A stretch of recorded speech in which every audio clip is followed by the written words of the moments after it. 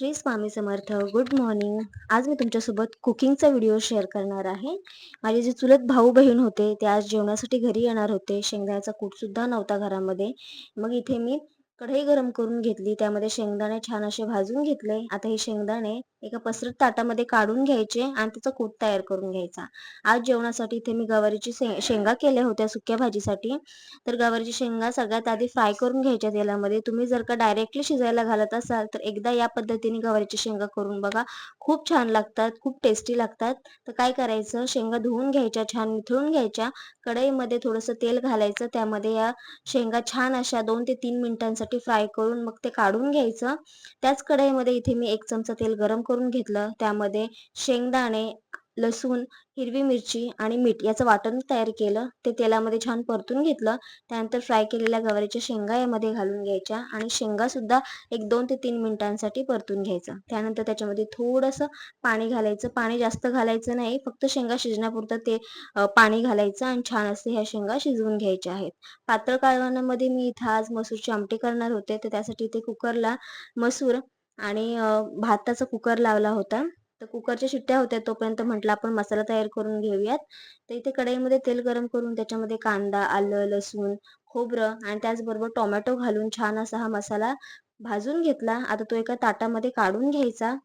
मिक्सरच्या भांड्यामध्ये घालून घ्यायचं. त्याआधी मसाला छान असा थंड करून घ्यायचा. त्यानंतर मिक्सरच्या भांड्यामध्ये घालून आपल्याला याची एकदम स्मूथ अशी पेस्ट तयार करून घ्यायची आहे. चपात्या करायच्या होत्या, तर इथे मी कणिक सुद्धा भिजवून घेतलेलं आहे. कणिक साधारण एक 10 ते 15 मिनिटं झाले भिजवलेले की छान अशा चपात्या टम्म फुगतात. कणिक भिजून झालं की लगेचच चपात्या करायला घ्यायच्या नाहीत. त्या कडक होतात नंतर थंड झाल्यावरती.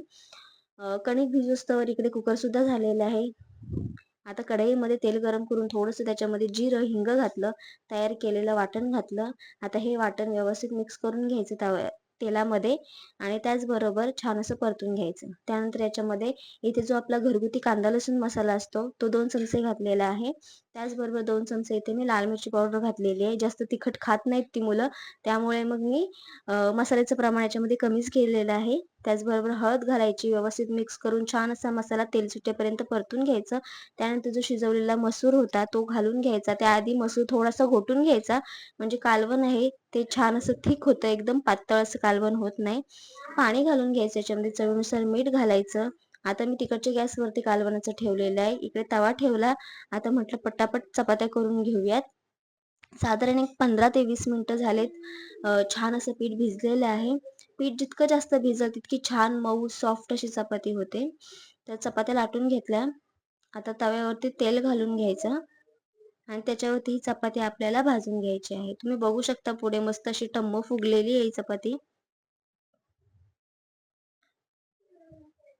तोपर्यंत तिकडे कालवण सुद्धा तयार होते. इकडे चपात्या होईपर्यंत तिकडे कालवण रेडी होईल.